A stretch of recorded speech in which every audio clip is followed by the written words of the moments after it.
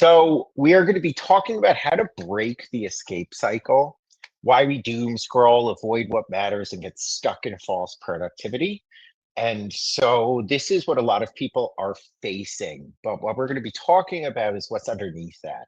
And so, we'll be diving into understanding what decision fatigue is, what some of these dopamine traps are, and really diving into some of the executive function underlying components to this. And so, just really asking yourself, does some of this feel familiar where we find ourselves doom scrolling? Just one more video, one more post that I look at, just 5 more minutes, or cleaning instead of working. Suddenly the kitchen needs to be spotless.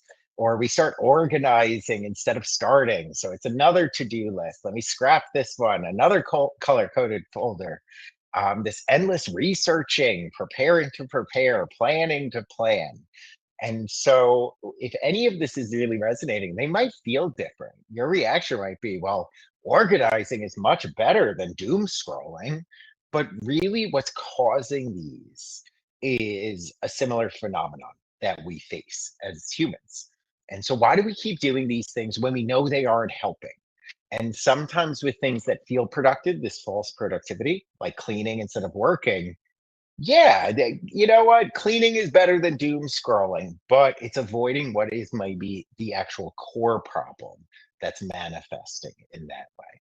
And that's what we're going to be diving into. So the story that we often tell ourselves are, and this is often an internal monologue, or in my experience in coaching, when we ask what's getting in the way, we hear this a lot. I'm lazy. I just lack discipline. If only I was more motivated, or I'm addicted to my phone, and I'm bad at time management, and I just need to try harder. And while these things can be true. In my experience in this executive function coaching space, these almost become red herrings that we focus on. They're easier to label. Like it's easier to label myself as lazy because it feels like that's what the problem. If only I could be not lazy. And it's a lot of wishful thinking. And what that can often do is crowd out when there's an actual core problem that's going on. And by labeling in this story we tell ourselves, it's preventing us from actually solving the problem. It becomes a crutch that we just kind of accept. And so, what if that story is wrong? And so, rather than thinking of these behaviors as the problem, what I'm challenging us all to do is to shift this to understanding these as symptoms, not necessarily character flaws, but that it's a reaction that our brain is doing to kind of cope. And so we're responding to overload, not necessarily that we are failures. And so what if the problem isn't necessarily motivation at all? And this is a big piece of what we do in coaching at first is removing these false flag operations of I'm just not motivated. And through some of that digging, it's like, wait, this is why we're not solving this problem first, because that might not actually be the root problem of what's going on. So, what is this escape cycle that we're talking about? So, when we have important tasks in front of us, we often can get overwhelmed. And when we're overwhelmed, we have this feeling of there's too many decisions. And we can think of this as a bandwidth issue with our brain and cognition. And so when we're facing too many decisions in this overwhelm, we often escape these escape behaviors, leaving this stressful task, this overwhelming task to move on to other things. And what we're doing is looking for some temporary relief. That temporary relief, which you'll see throughout this presentation, is dopamine. We're seeking out this dopamine to make us feel motivated or make us feel good. And so we're really in more of an immediate reacting mode. And this temporary relief is not necessarily approaching the important task. Whereas there can be less progress made when navigating through this, when we're approaching temporary relief, which leads to more stress. And then we have more important tasks that pile up and that just compounds on itself. And so what's happening is when we're constantly facing something that's overwhelming with too many decisions, we then escape to feel better, and it perpetuates the cycle. So every task contains hidden decisions. And so we can take something as simple as write the paper. And on the surface, it looks like one task. But what your brain sees is something very different. So it's not necessarily that the task is overwhelming, it's all of these little hidden decisions. And so write the paper could be a single line item on our to do list. But then our brain is asking 1,000 questions at once. Where do I start? What is the topic? Which document? Do I have everything? What is the sources? How long will it take me? What if I'm wrong? Will I still be able to hang out with my friends? Will I get enough sleep tonight? Am I able to get it done? Is this good enough? All of these questions are running through our heads. And what we're feeling is our brain starts getting overloaded. It's like, oh my God, I thought I was going to sit down and write this paper, and now I am just overwhelmed. And there's so many of these little hidden decisions. One of the things you'll be looking at is sometimes I sit down, even like to this day, I'll sit down and be ready to start work. And then I feel like a deer in headlights and I'll pull out my phone. And that phone, it's something I know to do. And so what I'm doing is avoiding the decisions of what should I work on first? What's most important? What does my day look like? And it's that escape mechanism. And often it can be in reaction to all of these hidden decisions that feel like they're the biggest decisions in the world that pause us. So another thing that's really important to understand is that every decision costs mental energy. We're allocating time to decide here. And there's often this worry on, am I making the right decision? And so there's morning decisions. Open up my email box. Do I have to start going through these? Do I need to make plans of action? Should I address these emails right now? Should I allocate time later in my day? What am I eating? Sometimes this is why a lot of people benefit from meal preps. You don't have to decide what I'm eating. What time am I eating? What's the most important thing? Do I need to delay eating because I have other top priorities, and what to wear? This is your mental battery starts draining before your day even begins. Oh my God, do I have to wake up right now or can I sleep 5 more minutes? And I'm speaking fast here about all of these micro decisions because this is the hidden cost of what's going on. There can be afternoon overload. We start getting a bunch of notifications and we're doing a bunch of task switching. And oh my God, let me put this down. I'll come back to this later and I should go get to this now. Scheduling, conversations, all of this is compounding this drain on our mental energy throughout the day. And so what ends up happening is it's like our battery gets depleted. And so a lot of people understand like a social battery, but there's also a cognitive battery of just how much energy does our brain have to get through all of these decisions. And so decision fatigue sets in. And so when decision fatigue sets in, it doesn't only make it more challenging to decide and initiate on a course of action, it really is depleting that same cognitive energy that is fueling all of our other executive functions. And so it starts impacting um, his ability to initiate tasks, prioritize, resist distractions, and solve problems. It starts to weaken significantly. When executive functioning becomes overloaded, the brain naturally gravitates towards activities that require fewer difficult decisions. And so I know how to scroll through Instagram. I know how to do that. There's not really decisions in there. And so that's a very easy decision to make. Gaming, shopping, these are all more fun decisions. They give us relief. And so while these are all different behaviors, researching things, cleaning things, what we end up finding is we are gravitating towards what works better for us, what is easier for us to accomplish. Because not only are we seeking some of this dopamine, but it also feels better that, okay, let me avoid this difficult decision so I can at least go make ones that I'm confident in, that there's not so much stress around. And so these other areas, even if it's this false sense of productivity like cleaning, it's really just a symptom of our brain is looking for decision relief. So busy isn't always progress. And so it might feel productive organizing files and folders, planning and replanning, researching endlessly, answering every email, making prettier notes, rearranging your workspace. And I want to be clear, all of those things can be productive when we strategize it. But when we're doing these things as a coping mechanism to avoid other decisions, that's when they're becoming a false flag. That's when they're becoming a false sense of productivity instead of something like, do you really need to organize your files right now? Is that the most important thing, or is that crowding out something else? So what we're trying to do is actually focus on these things that might move you forward, writing the first draft of a paper, practicing a skill, studying the material. And so it's not necessarily to say that the things on the left here are things that are not worth time. It's that the things on the left that are not worth the time right now are crowding out the things that might actually be making you move forward.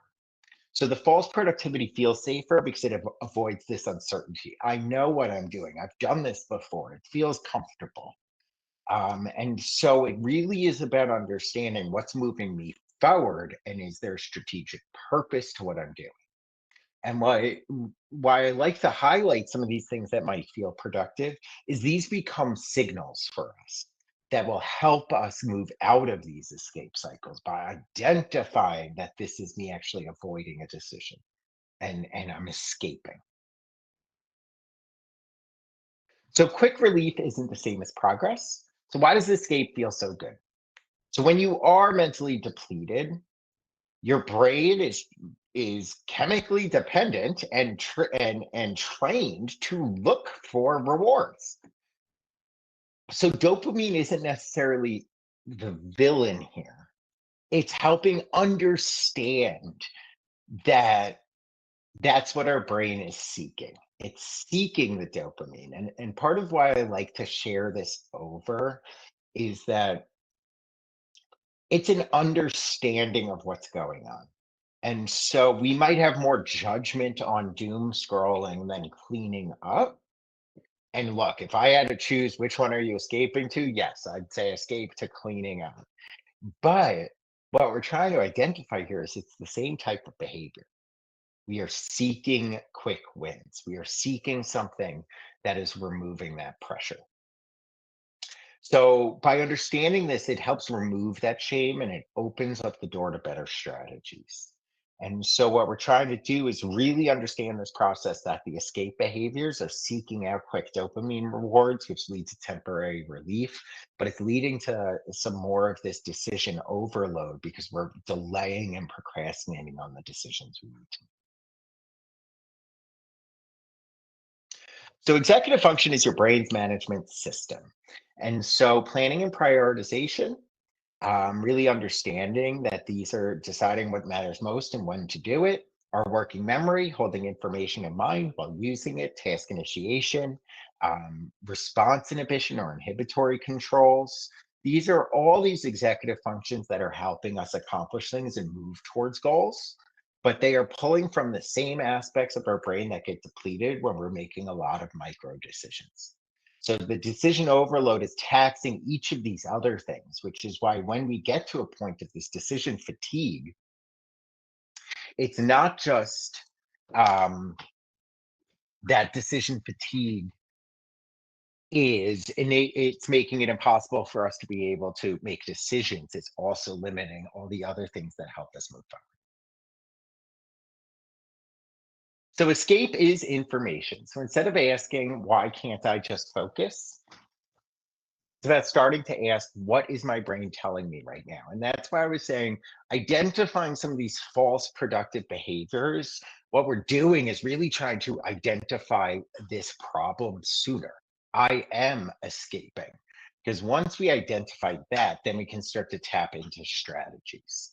And so every escape behavior provides some of these valuable clues about what's creating the friction and friction that we can actually address. And so a big thing on New Frontiers' perspective here is that avoidance isn't necessarily a failure. And so we try not to focus so much on you shouldn't be on your phone. Why are you on your phone? That creates shame where people then hide the behavior because they feel bad about it. Rather, hey, why do we think we move to our phone? I bet you it wasn't a conscious decision of, I know I have 20 things I need to do. I'm going to choose to go waste an hour on my phone. That's not often what's happening. What's often happening is we just slip into using our phone before we even realize it. It's not so much a conscious choice that's happening. And so by removing this avoidance as a failure aspect, we're able to create a growth mindset that we can do something about it. How do we better trick our brains into being productive? By capturing when it's going off task. So first, let's look at some of this metacognition piece. And this is understanding our brain and thinking about our brain, why it does things that it does. And so, what we want to be trying to do is better pause, understand what's going on, adjust, and observe. And so, one of the things you want to be doing is asking yourself, what was the task that I was avoiding? What decision felt too difficult? What emotion showed up? And what pattern do I keep noticing? And so, a big thing in behavior modification, which is pretty much what we're doing here, is we first have to be able to see these smoke signals. And so, metacognition is our ability to begin understanding kind of what triggered me into this escape. What am I avoiding? Why am I avoiding it? Why does this feel so difficult that I felt the need to escape? And so, one of the things that we want to be looking at is better strategies to beat just more effort. And so, when we are facing some of these things, some of the reasons of what might be going on is it could be something like the task is too big. There were too many decisions packaged into just one simple thing. And so, often, what can be very beneficial is let's break these tasks down. By breaking it down into smaller, specific decisions, we're decreasing the pressure on each decision. So instead of necessarily, let's go back to a paper example that a lot of people can relate to. Instead of coming up with, I have to generate a thesis, there's a lot in there. What's the theme? Do we know if there's enough information on it? There's so much in there packaged into what feels like one simple task. And so what we might want to do is break that down into smaller, achievable steps. And you might want to, if that resonates a bit, this is one of our symptoms of procrastination. When we're procrastinating, sometimes it's a task it's too big. Another piece is sometimes there's too many options. And so we might be choosing, imagine a multiple choice question with 50 options. That's a lot. But if we can slowly chip away between all the options we have in some of these decisions or tasks, so rather than, oh, I have to choose a paper topic and there's a million different options, maybe it's, hey, let me trim this down to two options. Now I can choose better. Sometimes it's an unclear next step. And so, just like a task being too big can be overwhelming, if we don't know where to enter into on a task when we're doing something, then that task is not an actionable task. And so, let's create a clear next step on that task. There could also be aspects where it's emotionally overwhelming. And so sometimes we want to really understand, where is that emotion coming from? Why am I overwhelmed by this? And we can help externalize this to separate out what is the actual decision or what is the actual task. And then separately, what are my emotions around this? And so it's not necessary that good strategies, um, that they always require more effort. Sometimes good strategies when these are challenges that you're facing is to decrease decision load at the source. So it's important to stop treating every problem like a motivation problem. Lasting progress. So it can be very demeaning and infantilizing to just say, stop using your phone so much. I can't tell you how often through coaching, I always just ask people, hey, hindsight's 2020. If we hopped into a time machine, would you have decided to sit on your phone for 3 hours? I've never met someone that said, yes, that's the decision I would have made. And so when we really approach this, that this is just motivation. You're not motivated to stop using your phone, or you're addicted, or you think that's better. It really is demeaning that problem down. And so, what we want to be focusing on is coming from solving the actual obstacle, not just trying to force our way through it. So, by recognizing the escape behavior without judgment, then identifying what that specific friction was or hidden decision, we can then strategize about choosing what will reduce that specific load, and then we can evaluate on whether it's working or not. So, one big solution that we often lean on to with a lot of people that we support and work with is this is why we focus on morning routines. We don't focus on morning routines just because it's something you should do. The reason why morning routines are so effective is they're pre-packaging decisions for yourself. So you don't have to decide, hey, when should I have my cup of coffee? When am I going to shower? When am I going to go to the gym? When am I doing this? When am I doing this? When am I doing this? What we're doing is we're pre-packaging all of those decisions into a set routine so that you're not wasting energy deciding before you even get started. But that's a great example of what we're doing is we're actually seeing, hey, by 3 p.m., you have just made so many decisions. You're kind of shutting down. You're out of brain power. How can we reduce that cognitive load that you're carrying throughout the entire day so that you're not so burnt out by the end from making so many of these decisions? So this is really, and this is like the lead up with routine, systems beat willpower.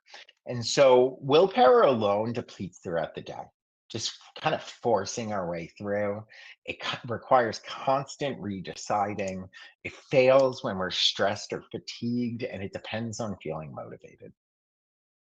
Whereas systems that we want to be looking into is morning routines and or templates, calendar blocking, meal prep and checklists, environmental design. How do I organize my desk? Or accountability structures. And so it can get very frustrating in our own heads when we feel like we're starting from scratch constantly. And so rather than saying, hey, I'm going to go through my emails and every single email is going to be a decision. Do I need to work on this now or not? A pre-packaged system would look like something like, I'm going to go through each of my emails and anything that has a follow-up, I am going to flag as important. That way, I'm not deciding each email, do I need to do this now?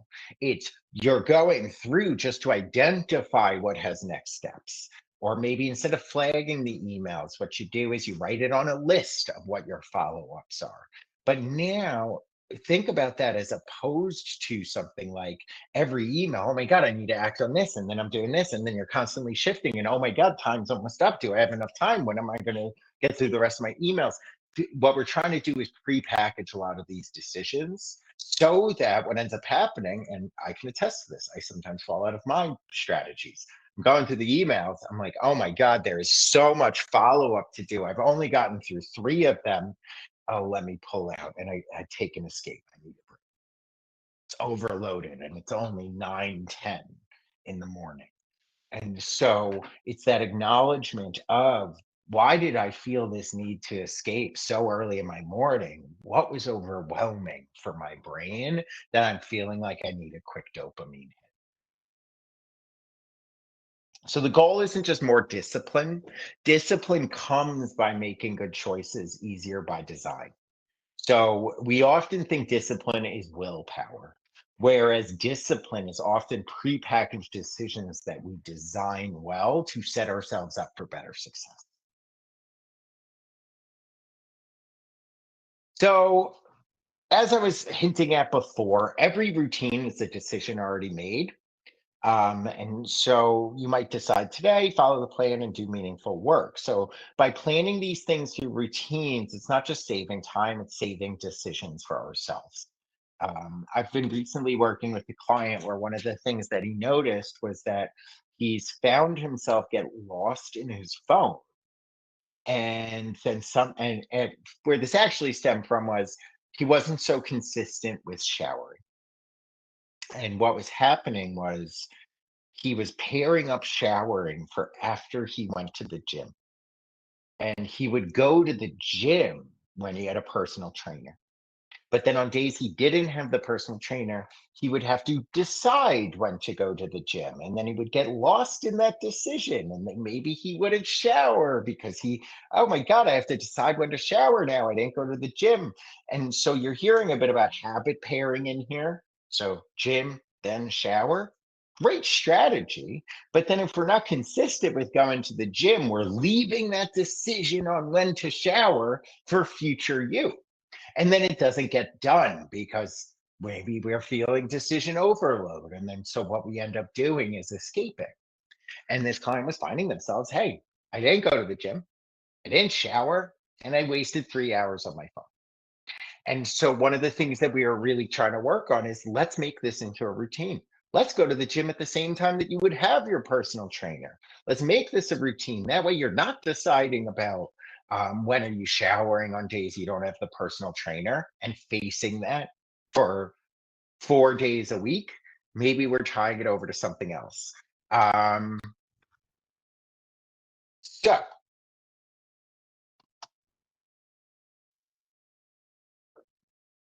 what we're trying to do is move from this escape cycle to the growth cycle. So the old cycle, really looking at this important task appears, decision overload hits, escape behavior follows, temporary relief fades, stress compounds, rinse and repeat. I do want to share one thing that I think is important. While more common with important tasks, this can also be with less important tasks, but just things we need to do. So I'm not trying to say this, all of this advice only applies when we find ourselves escaping from important tasks. It can also be things like doing laundry, right? It's important, doesn't feel as important as like getting out a monthly report or something like that.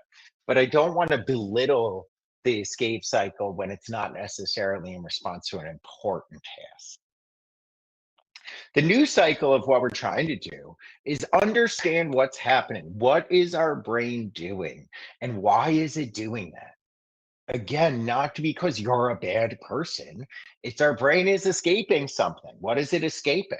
And when we use this word escape, the reason why I like to use this word escape is it really ties to that fight or flight response. And so what's happening is your brain is almost saying, like, hey, this is stressful. Let me look for something that isn't so stressful and can make me feel good. So by understanding what's happening, we want to figure that out, figure out where there's a bunch of these decisions that are leading to the decision overload so that we can try to decrease those amounts of decisions. Um, Use better strategies to tackle it and build the systems that support you, and then follow through with less friction and reflect and grow. Now, one thing I do want to highlight as well. Um, It's not just routines that can be prepackaged decisions. Sometimes within this new cycle, what we can do is just shift when the decisions are made. So I had another client that I had worked with that would leave the decision of what to work on a planning piece, planning out what I'm doing at the library until they got to the library. So I go and I sit down at the library and then I'll figure out what to do. And what we found out through working and reflecting was they were hopping onto Hulu when they got to the library because they didn't know where to start. They got paralyzed by the decision of what should I work on first. And before they knew it, they had watched 2 hours on Hulu at the library instead of doing work. And what we really identified there is, hey, when you sat down, what was going through your head? I don't know, I just couldn't decide on what to start with. So I just pulled up Hulu to wait for me to feel ready. And so what we started doing is pre-packaging those decisions for the night before. Don't wait until the moment because it feels like, oh my God, there's so much pressure. Why don't we decide on what you're doing and in what order the night before? That way, there's less pressure on the decisions. It doesn't feel like you're committing to something right now. Am I in the mood? And that way, the second you get to the library, you have a clear list of exactly what you're doing and in what order. So we just package those decisions at an earlier time to make it easier to access in the moment. And when we started doing that, this individual stopped watching Hulu magically. So it wasn't a motivation issue of they were choosing to escape, they were choosing to avoid. It just was that the root problem was that was an overwhelming set of decisions to prioritize and plan what to work on by getting to the light. So, a quick reflection activity that you guys can do. I'll go through this. You could do it on your end if you feel like you want to share or go through that. Happy to talk through anything that you bring away from this. Anyone that might be watching this after the fact, if you want to throw it up on a comment on YouTube, happy to get back to it. But really starting to reflect on what am I escaping? And so think back to one of these maybe escape behaviors where you weren't doing what you should have been doing, where you feel like would have been more important, and just identify it. Hey, when I'm feeling overwhelmed, I clean up, I cook, I think about dinner, I go on my phone, I watch TV, I'm on Reddit, I'm doing this, name it. And then also try to associate what types of behaviors or what are you really escaping there? Do you see any patterns of, hey, I do notice that I go onto my phone when this happens. And so then thinking about what decision am I avoiding? What feels uncertain, unclear, or emotionally heavy? So what is triggering that escape response? And then we can begin to work through what might be strategies to reduce that load. How can we simplify it? Can we break it down? Can we reduce options for ourselves? Can we separate the decisions from the action? Is that something that would help there? And what system could eliminate this in the future? So is it something that I could set up a routine so I'm not constantly setting myself up for these decisions? Should I script out what going through my emails looks like? That way I'm not reinventing the wheel every single time and making all of these decisions there. How can we try to make some of these decisions prepackaged so that we're not constantly facing the struggle? So, four big ideas to carry this forward. Escape is a symptom, it's not the problem. And that is so much of what I hear from people when they come in. These avoidance behaviors are signals from an overloaded brain, not necessarily evidence of laziness or weak character. So many people come to us, the phone is the problem. And again, I don't want to belittle. There sometimes there can be a real technology addiction where the phone can be a problem. But let's not jump to something that is very difficult to solve before we try to address some of the other factors. Hidden decisions do create overwhelm for ourselves. So many tasks contain dozens of invisible micro decisions that drain our mental energy. Let's just understand that it's not as simple as just do it. There often is 30,000 questions that are prompting ourselves when we are starting from scratch each time. And so, can we make routines around this maybe that decrease that overwhelm? Strategies can reduce the decision overload. And again, we want to be mindful of really making sure we're zoning in on what the root problem is here. And that's why we're trying to say, let's identify these escapes as a symptom.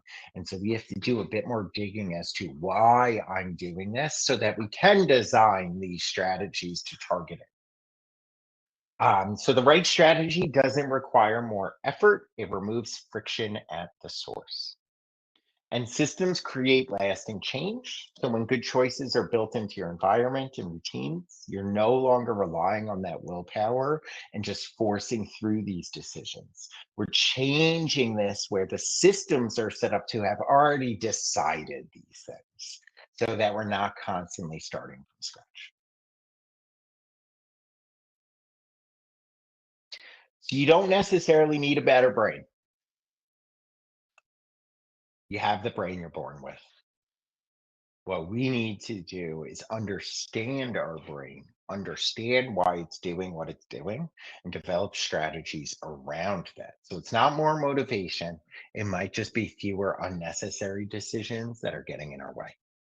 So lasting change really is happening when that self-awareness, the better strategies, and the supportive systems are working together.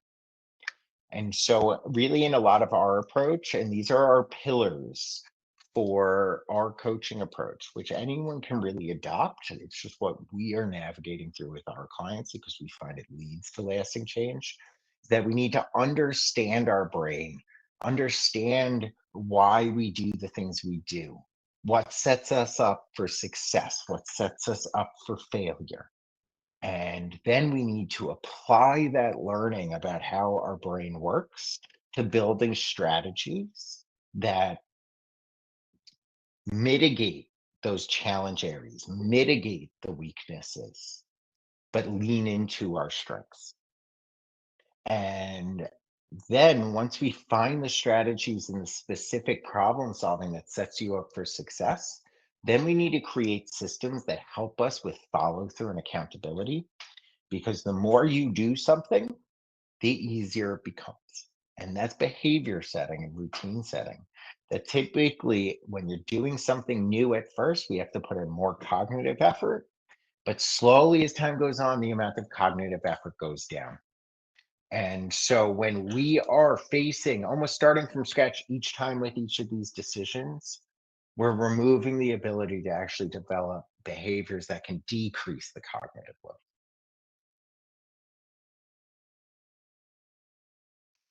So, a little bit of a quicker one today. Um, I hope all went well with it. What I'm going to do is I'm going to pull up questions for the live audience. So if anyone does have any, please feel free to throw those in. I am sharing over the contact info. So my email is casey@nfl.net. If you have a specific question for me, you can reach out at any time. If you want to just learn more about coaching or set up a discovery call to see how you can get involved and get a coach in place, you can either give us a call on our main line. You can reach out to our general email. We have a form on our website that you're able to go to schedule a discovery call yourself. And I'm happy to see any questions that may have come through. For anyone watching afterwards, thank you for making it this far. Keep in touch for more. If you're interested in getting onto our newsletter, you can also just shoot out an email. That way you can keep up to date of any upcoming webinars and or get the recordings, reminders that the recordings come through.